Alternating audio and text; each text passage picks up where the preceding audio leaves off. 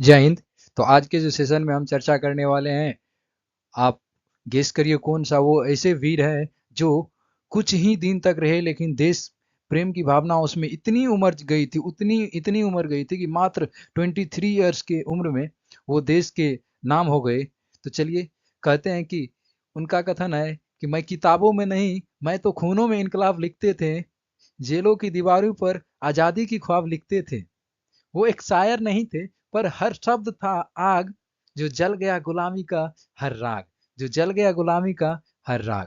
तीनों मात्र 23 साल की एज में देश के नाम हो गए। आज उन शख्स के बारे में हम चर्चा करने वाले हैं जिनके नाम तो आप सुने ही होंगे। तो चलिए, तो छोटा सा वीडियो में उनके पूरी जीवनी को हम सब चर्चा करते हैं। ये भी सुन लीजिए कि लहू वतन के नाम पे जो बह गए वो नौजवान थे, लहू वतन के नाम पे जो बह गए वो नौजवान थे, जो इतिहास बन गए, हंसते हंसते फांसी चढ़ गए वो वीर, उनका नाम है भगत सिंह। ऐसे वीर नौजवान को मेरा सत सत नमन। जय हिंद। तो चलिए, जय हिंद के नाम से इस टॉपिक को फिर से आज स्टार्ट करते हैं और हम सब पढ़ते हैं आज भगत सिंह के बारे में। भगत सिंह नाम सुना ही होगा। जो देश प्रेम की भावना इसमें इतनी जगी थी, इतनी जगी थी। बचपन में ये भी नॉर्मल जैसे बच्चे रहते हैं ऐसे ही नॉर्मल ही बच्चे थे, कुछ खास इसमें भी नहीं थे। लेकिन नहीं कहते हैं कि कोई कोई देश, किसी के अंदर में देश प्रेम की भावना इतनी जग जाती है कि वो देश के लिए कुछ भी करने को उतर उठते हैं। तो इनकी जन्म की मैं बात करूं, भगत सिंह हुआ था भगत सिंह का 28 सितंबर 1907 ईस्वी में। 28 सितंबर 1907 ईस्वी में भगत सिंह का जन्म हुआ था। ये स्वतंत्रता सेनानी का इनका जन्म बंगा गांव में हुआ था, जो लाईपुर में पड़ता है। बंगा गांव यानी लाईपुर में पड़ता, तो वहां पर बंगा गांव लाईपुर में किसका जन्म हुआ था? भगत सिंह का जन्म हुआ था। अब वो पाकिस्तान में पढ़ते हैं। अब कहाँ पर पढ़ते हैं? पाकिस्तान में लाईपुर पड़ता है। पहले भारत में, क्योंकि भारत पाकिस्तान दोनों एक ही था ना, 1947 में दोनों अलग हुए थे। बचपन से ही तनी दिमाग इसका गरम टाइप का था और ये गरम दल को ही समर्थन करते थे। कौन? भगत सिंह। भगत सिंह किस दल को समर्थन करते थे? गरम दल को। इसका था कि यदि आपको आजादी चाहिए तो सिर्फ नरम दल से नहीं मिल सकता है, आजादी सिर्फ अहिंसा से नहीं मिल सकता था, क्योंकि गांधी जी अहिंसावादी थे और गांधी जी का कथन था, यदि कोई आपको एक थप्पड़ एक गाल पे देते हैं तो आप दूसरा गाल दीजिए थप्पड़ खाने के लिए। लेकिन भगत सिंह का कथन था कि यदि आपको कोई एक चाटा देता है ना गाल पे, तो दूसरे गाल को नोच लीजिए, दूसरे गाल को नोच लीजिए, छोड़ना नहीं है। ये किसका कथन था? भगत सिंह का। लेकिन गांधी जी का कथन था कोई बात नहीं, खा लो, अपना टाइम आने दो फिर उसको बताते हैं। लेकिन गांधी जी भी एक बहुत बड़े देशभक्त, उनके बारे में हमने चर्चा की है कल के वीडियो में, उनको आप देख लीजिएगा।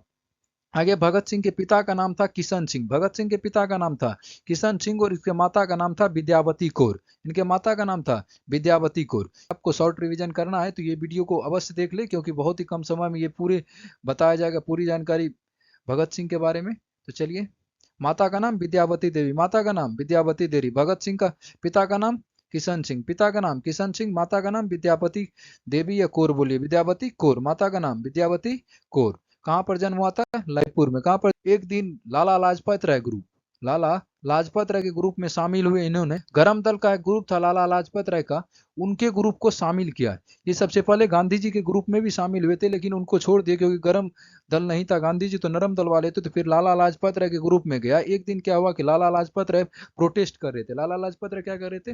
प्रोटेस्ट कर रहे थे। उसी प्रोटेस्ट में भगत सिंह भी उनके साथ दे रहे थे।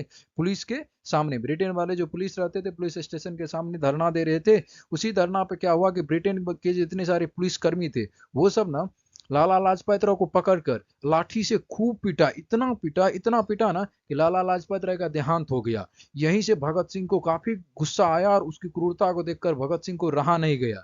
और लाला लाजपत राय कहे भी थे कि ए अंग्रेज, ए ब्रिटेन, मेरे पीठ पे लगने वाले तुम्हारे एक एक लाठी कब्र में अंतिम कील ठोकने के बराबर होगा।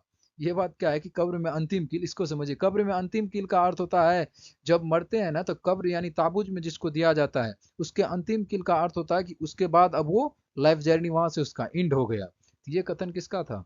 लाला लाजपत राय का। तभी से दिमाग और भी परिवर्तन किसमें आ गए? भगत सिंह का। तो भगत सिंह, किसको लाठी से मार दिया गया? लाला लाजपत राय। किसको मार दिया गया? लाला लाजपत राय को। और भगत सिंह इसका बदला लेने का प्लानिंग किया। भगत सिंह ने क्या किया? बदला लेने का प्लानिंग किया। बदला लेने के प्लानिंग के तहत सैंडर्स की इसने हत्या कर दी। सैंडर्स की इसने हत्या कर दी। भगत सिंह देश आजादी के मतवाले इतने हो गए, भारत प्रेम में इतने हो गए कि इन्होंने क्या किया कि इनका कथन था कि कुछ ही दिनों में क्यों ना हम सब अंग्रेज को उखाड़ फेंके, और इसके साथ दे नहीं रहे थे गांधी जी, जिसके कारण इसको लगा कि आसानी से ये सब चीज नहीं हो पाता है, इनको नहीं संभल रहा था और नहीं ये सह पा रहे थे, जिसके कारण ये क्या किया, भगत सिंह ने और बटुकेश्वर दत्त, अपने साथी बटुकेश्वर दत्त और भगत सिंह, इस दोनों ने जाकर दिल्ली में असेंबली लगा था, क्या लगा था दिल्ली में असेंबली, दिल्ली असेंबली पे जाके बम फेंका, और इनका कथन था कि सोए को जगाने के लिए बम की नहीं धमक की जरूरत होता है, बम की नहीं धमक की जरूरत होता है, और बम फेंक कर वहां पर खुद ब खुद सरेंडर कर दिए थे, और ब्रिटिश सरकार इसको पकड़ लिए थे, ब्रिटिश सरकार इसको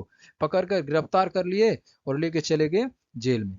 23 मार्च 1931 के दिन, 23 मार्च 1931 के दिन ये शहीद हो गए, देश छोड़कर चले गए, ये वीर योद्धा, ये वीर स्वतंत्रता सेनानी भगत सिंह इस भारत माँ को 23 मार्च 1931 को छोड़कर चले गए। इनके साथ साथ राजगुरु थे और सुखदेव थे, इनके साथ साथ कौन कौन थे, राजगुरु और सुखदेव भी थे, राजगुरु और सुखदेव भी थे। ब्रिटेन वाले इतने इतने अजीब टाइप के आदमी है कि किसी को फांसी दिया जाता है सुबह के टाइम 5 बजे, किसी को फांसी दिया जाता है सूर्योदय से, किसी को फांसी दिया जाता है सूर्योदय से पहले, इनको फांसी शाम के टाइम में ही दे दिया गया था, किसको, भगत सिंह को।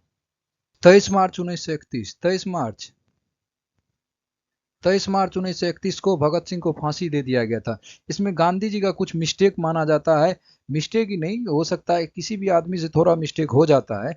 गांधी और इरविन समझौता हुआ था, गांधी और इरविन समझौता हुआ था, गांधी इरविन, गांधी और इरविन ब्रिटेन के रहने वाले थे, ये इरविन, गांधी इरविन समझौता हुआ था। इसके तहत ना गांधी जी कुछ मांग किए थे, गांधी जी कुछ मांग किए थे, गांधी जी मांग के तहत गांधी जी ने कहा था कि जितने सारे राजनीतिक कैदी होंगे, जितने सारे कौन सा कैदी होंगे, राजनीतिक कैदी, अच्छे से समझे मेरे भाई, जितने सारे राजनीतिक कैदी होगा ना उनको छोड़ने के लिए कहा था, किसने, गांधी जी का मांग था कि जितने सारे राजनीतिक कैदी है उनको छोड़ा जाए, किसका मांग था, गांधी जी का।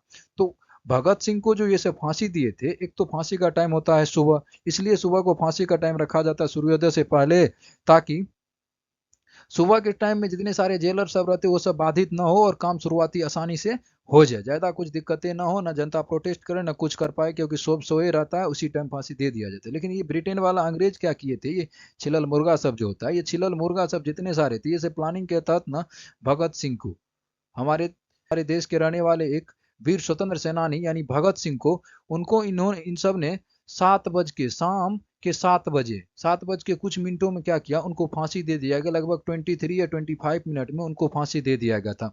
लाहौर जेल में रखा था इनको, पकड़कर वहीं पर दे दिया था। कितने कायर थे ये सब, जबकि फांसी का टाइम सुबह को होना चाहिए, सुबह को देना चाहिए। तो गांधी जी का मांग था कि राजनीतिक केतु को छोड़ दे। अब इरविन सब ने क्या समझा, इस सब ने प्लानिंग के तहत भगत सिंह को राजनीतिक रूप से माना ही नहीं, इसको तो गुनाहगार माना, इसको क्रिमिनल मान लिया, इसको राजनीतिक कैदी नहीं माना और इनको नहीं छोड़ा, जिनके तहत इनको फांसी दे दिया गया। तो ये थोड़ा सा मिस्टेक गांधी जी का लगता है। यदि बापू आप चाहते ये मिस्टेक नहीं होता तो आज भगत सिंह रहते और देश में कुछ और होता। तो चलिए आज के लिए इतना ही। जय हिंद, जय भारत।